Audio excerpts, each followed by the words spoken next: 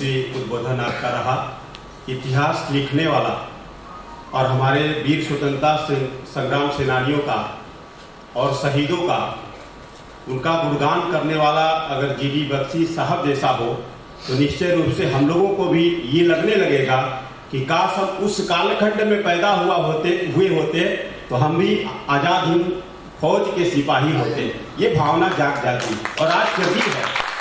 तो बात में कहेंगे जैसा कि जब हमारे मुख्य वक्ता यहाँ पर आते हैं तो हमारी एक जिज्ञासा रहती है, अपनी जिज्ञासाएं को हमको क्षुब्ध करना पड़ता है, थोड़ा सा उसको तृप्त करना पड़ता है, सिंचित करना पड़ता है। तो जो भी आपकी जिज्ञासा है, 3-4 प्रश्न आपके बीच से आएंगे। अगर श्रीमान जीडी बख्शी साहब से अगर कुछ प्रश्न आप करना चाहते हैं तो आप उनका उत्तर देंगे।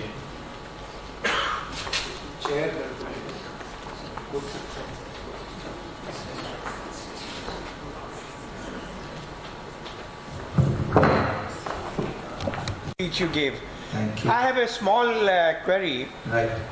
We heard about Gumnami Baba in Uttar Pradesh. Right. He was alive for much recently. 85. And in his, he had lot of documents related with INA and it was found. Can you just give us some connection? How is he is connected with INA, or was he something very close with Netaji, or he himself was? I don't know, because since he died in Russia, it's difficult to understand, the connection. Same question. No, it's a very, very important question. Yes. There are 3 hypotheses on what happened to Netaji. One is the air crash thesis, which the Justice Mukherjee Commission, जो कि only commission है जो Taiwan में मौके पे गए, उन्होंने वहां जब रिकॉर्ड चेक किए तो हर एयर क्रैश का साहब रिकॉर्ड होता है, ठीक है साहब, every air crash is recorded. तो बोला, पता करा साहब कि पूरे अगस्त के महीने में, पूरे सितंबर के महीने में ताइवान में कोई एयर क्रैश ही नहीं हुआ था। खत्म, खसमन खा लो, वो एयर क्रैश ही नहीं हुआ था। और मैंने आपको बताया है कि जो हमारे पास दस्तावेज है वो कहते हैं कि जापान की काम्पेताई इंटेलिजेंस एजेंसी को टास्क दिया गया था कि एक नाटक करो। जब नेताजी साइगॉन से गए थे मंचूरिया, तो वो जो कर्नल हबीबुर रहमान थे उनको ले जाया गया दूसरे जहाज से ताइवान, और वहां नाटक किया गया कि साहब जल गए, कपड़े जल गए, ये हो गया, वो हो गया, ताकि नेताजी को मौका मिले रूस एस्केप करने का। Second theory is the Russian theory, escape theory. Third theory is this Gumnami Baba theory. ये theory क्या कहती कि साहब वो रूस पहुंच गए थे और नेताजी साधु वृत्ति के थे, तो साहब वो वहां से भाग निकले, एस्केप आर्टिस्ट थे, अंग्रेजों की गिरफ्त से भाग गए थे, तो साहब वो वहां से भाग निकले और वो इंडिया आए और यहाँ साधु बन गए। वो साधु वृत्ति के थे, उन्होंने स्कूल के बाद संन्यास लेने की कोशिश की थी। तो साहब 85 साल की उम्र पे वो गए, तो क्यों गुस्सा खाते हो भारतीयों? हाँ ठीक है, सब कुछ ठीक है, सब it's all okay, all okay.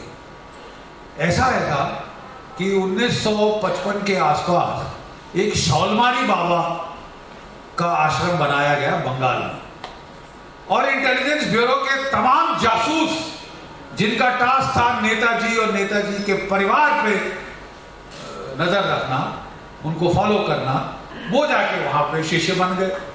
जैसे वो बोलते हैं ना कि कौन सा वो ढोंगी, वो आ गया और वहां सारे के सारे उसके चेले चाटे जासूस इंटेलिजेंस ब्यूरो के वो आ गए, और तब भी कोशिश ये की गई कि ये नेताजी है, ये नेताजी है, ये नेताजी है। तब बवाल खड़ा हो गया, लोगों के जख्म बहुत ताजा थे। जब लोग वहां पहुंचे तो वो घबरा गया, नहीं साहब मैं नेताजी नहीं। अब नेताजी की दूरबीन वैसी ले आना, उनकी किताब, उनकी जीवन के बारे में कौन नहीं जानता, वो चीज़ें इकट्ठी कर लेना और ये करना, माफ़ कीजिए, हमको लगता है कि जैसे पहला भी आईबी का नाटक था इंटेलिजेंस ब्यूरो का, मलिक साहब के नीचे, कि साहब लोगों का गुस्सा शांत करो, गुस्सा शांत करो। तो ये मुझे लगता है कि ये भी उसी किस्म का स्वांग है, क्योंकि मुखर्जी कमीशन ने साफ कह दिया है कि उसका डीएनए नहीं मैच होता, उसकी हैंडराइटिंग नहीं मैच होती, ब्लड सैंपल के साथ कुछ नहीं मैच होता। तो अब भाई कोई भी अपने आप को चाहे वो उसको बह गया हो, कुछ भी हो, वो किसी से बात नहीं करते थे, ये नहीं करते थे, वो नहीं करते थे। तो कई लेकिन लोग हैं जो इसको जिंदा रखना चाहते हैं, गुड हैप्पी एंडिंग। हम भारतीयों को त्रासदी नहीं पसंद, असलियत क्या है नहीं पसंद, हमको कहानी चाहिए कि नहीं साहब it was a happy ending and they lived happily ever after, तो ये है। मेरे 2-3 सवाल है। साइबेरिया से -40 डिग्री सेंटीग्रेड वहां पे टेम्परेचर, सियाचिन जैसा। नेताजी की सेहत खराब हो चुकी थी, याद है उनको टीबी हो गया था अंग्रेजों की जेल में। टीबी के साथ एक बंदा सियाचिन से निकले, साइबेरिया से निकले, नॉर्थ चाइना के ऊपर से आए, तिब्बत से होते हुए भारत उत्तर प्रदेश आए। Is it possible? It's not possible. मेरे से पूछो ना, मैं सियाचिन पे पहला अफसर था जो पहुंचा। ठीक है साहब, हमें मालूम है क्या चीज है। तो ये कहानी बना देना, कहानी तो अच्छी है, लुभावनी है, बहुत अच्छी है, सुकून मिलता है, चलो कोई बात नहीं यार, नेताजी अपने देश। नेताजी क्या ऐसे डरपोक थे जो अंग्रेजों से नहीं डरा? वो नेहरू की सरकार से डर के चुप होके भीगी बिल्ली बन के उत्तर प्रदेश के एक गांव में छुप के रहेगा कि हाय साहब मेरे को नेहरू जी क्या कर देंगे?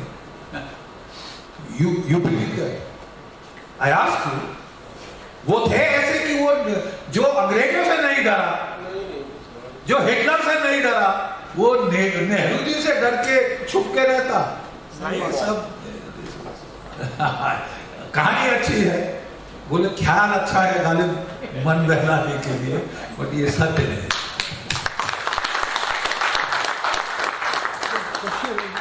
Yes. Sorry, same thing. Russia में उनकी डेथ हुई आपके हिसाब से, या उनका भी टॉर्चरस मर्डर हुआ? Can you elaborate something more? We really want to know. Can you make a memorial there, something like that? Yeah. You see, the problem is कि रशियन आर्काइव्स में ये सत्य है। डॉक्टर पूर्वी रॉय हैं बंगाल की, उन्होंने बहुत रिसर्च की है रूस जाके। वहाँ जनरल कोलोस्निकोव उनको मिले, बोले मैडम मैंने खुद चिट्ठी पढ़ी है कि नेताजी हमारी कैद में है और जो पॉलिट ब्यूरो है वो फैसला कर रहा है कि भाई इसका किया जाए। अंग्रेज मांग रहे हैं, अंग्रेज नाम के हमारे एलाइज हैं। और 1941 और 1944 में अंग्रेजों और रूस के बीच में 2 एग्रीमेंट्स हुए थे, इंटेलिजेंस शेयरिंग के और स्पेशल ऑपरेशंस में कोऑपरेट करने के लिए। हुआ क्या साहब कि जो अभी फाइल्स डिक्लासिफाई हुई हैं जब मोदी सरकार के आने के बाद, तो उन्होंने वहां पे कलकत्ता इंटेलिजेंस ब्यूरो ने 3 ब्रॉडकास्ट नेताजी के टेप किए हैं। तारीख पता क्या है? 25 दिसंबर 1945 पहली, सॉरी 25 दिसंबर 1945, दूसरा 1 जनवरी 1946 और तीसरा और आखिरी 18 फरवरी 1946, जबकि नेवी का विद्रोह। ये सब रिकॉर्ड हुए हैं कलकत्ता में। तो क्या ये 18 अगस्त को आप कह रहे हैं वो एयर क्रैश में बेचारे शहीद हो गए, तो क्या ये भूत बोल रहा था? और जो बातें कर रहे थे वो उस वक्त की बातें कर रहे थे, उनके ब्रॉडकास्ट में जो है क्लियर प्रूफ। तुमको इससे ज्यादा क्या चाहिए? लेकिन जो स्मोकिंग गन है, जिसको बोलते हैं ना स्मोकिंग गन, वो रूस की आर्काइव से मिलेगी। रूस ने साफ मना कर दिया। मोदी जी भी गए, उन्होंने मना कर दिया कि साहब हमारे पास कुछ है ही नहीं। क्वाइट ऑब्वियसली वो नहीं चाहते कि रूस के और इंडिया के रिश्ते बिगड़े। अगर ये खबर आ गई कि साहब वहां पे हुआ, ऐसे हुआ, तो रिश्तों में दरार पड़ेगी, पक्की पड़ेगी। तो इसलिए वो बिल्कुल मना कर दिया है कि हमारे पास नहीं है। जब तक वो नहीं हो, वो सच निकालना बहुत मुश्किल है। और 30 फाइलें थी जो मैडम गांधी ने जला दी। 30 files were burnt by Mrs. Indira Gandhi herself. They were so sensitive. और आखिरी चीज, इंटेलिजेंस ब्यूरो की एक भी फाइल डिक्लासिफाई नहीं। इंटेलिजेंस ब्यूरो का भी कहना सही है, अरे साहब हमारी फाइलें खुलने लगी तो फिर तो गए काम से। तो वो सच को हम सब जानते हैं क्या था, लेकिन प्रूव करना, स्मोकिंग गन दिखाना बहुत मुश्किल। Thank you. Yes, please. Sorry, I'll come. My name is Ravi Bhatia. I'm the great grandson of Lal Singh Pandey, जो vice chairman Indian independence league के. God bless you. एक थोड़ा सा personal experience भी share करना चाहूँगा, and there's a related question to that. So when we were kids, you know, our family, हम obviously बहुत ज़्यादा pro independence, pro India, he was freedom fighter himself. तो बचपन में हमको फिर इंडिया भेजा गया कि अपनी पढ़ाई सारी अपने कल्चर के पास रह के आओ. And while studying the history books there was very little mention of INA or Netaji के बारे. Whereas we had grown up listening to all these stories कि हाँ सारे हैं, हमारे सरकार जी तो बुलाते ही BBC कहते हैं मीडिया सारे पागल है कि नहीं. BBC मतलब बेहुदा बकवास कॉर्पोरेशन, बिल्कुल विश्वास ना कर रहे थे, सारे अंग्रेज ऐसा ही नहीं. So I used to tell the Indian students वहाँ पे जो बाकी हैं कि INA का यहाँ पे ट्रेनिंग होता था, यहाँ पे ये थे फौज की, and they used to laugh at me कि थाईलैंड क्या लेना देना है, कोई ऐसा कुछ नहीं था, तो हमारी मनगढ़ंत कहानियाँ ये सब. And we as child we used to say इनको अपनी हिस्ट्री नहीं पता कि ये सारी इंडिपेंडेंस कैसे सारी कुछ स्ट्रगल्स हुई हैं.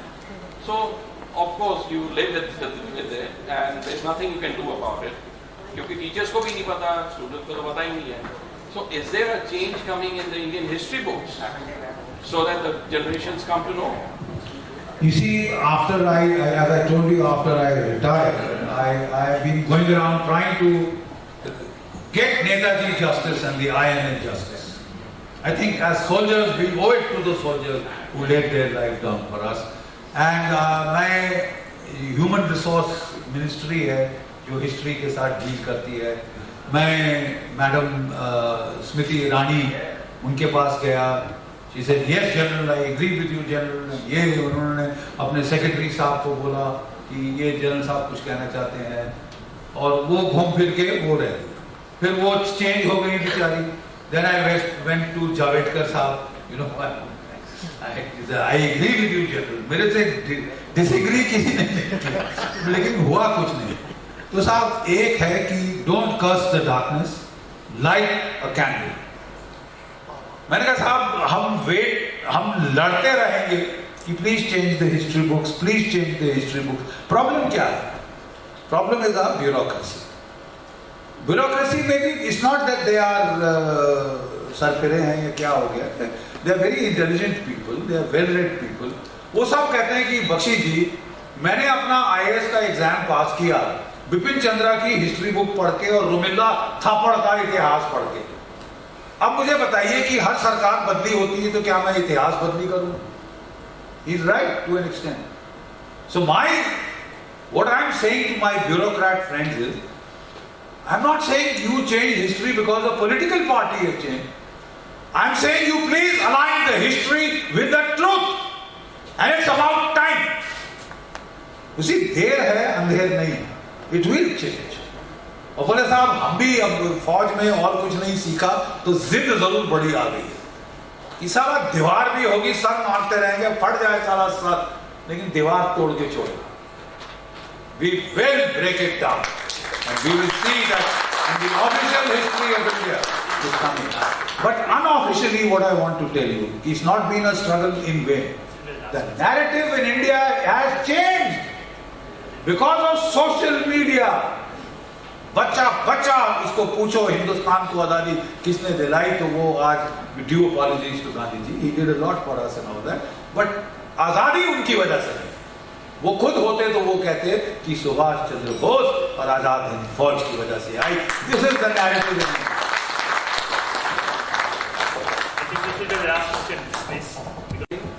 Prime Minister of India, Right. Lal Bahadur Shastri ji, Right. met Subhash Chandra Bose in 1950s in Russia, That's and then his death of the Shastri ji, it was a mysterious death till today. right. So if you can elaborate something about this Yeah, act. that is what you call. आपने वो movie देखी होगी Tashkent files. So in Tashkent Files they have come up with this and there is not one. अभी mystery बन गई है साहब. You see, in the Second World War there was a phenomena called doppelganger. Have you heard this term doppelganger? Hitler के हमशक्ल थे 10। वो कई जगह वो दिखाना चाहता था कि मैं वहां हूं, होता यहाँ था, तो वो डॉपलगैंगर को भेजा जाता था। हा? तो इसी तरह नेताजी के भी डॉपलगैंगर्स क्रिएट किए गए, ठीक है। और ये जहां तक मेरे पास जो नॉलेज है, मेरे पास जो रिसर्च है, वो कहती है he did not survive Siberia. He did not survive Siberia. The other theory is नहीं साहब survive, वो वहां से बच गए थे। 55 I think Stalin died. उसके बाद lot of prisoners were free. तो वो आ गए थे, he was lying around waiting in Moscow. And when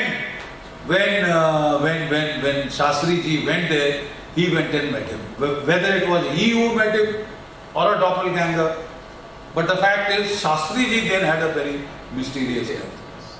And it is said that he was poisoned. So what is this mystery? अब ये KGB file जब तक नहीं खुलती तब तक खुलासा नहीं है। Thank you.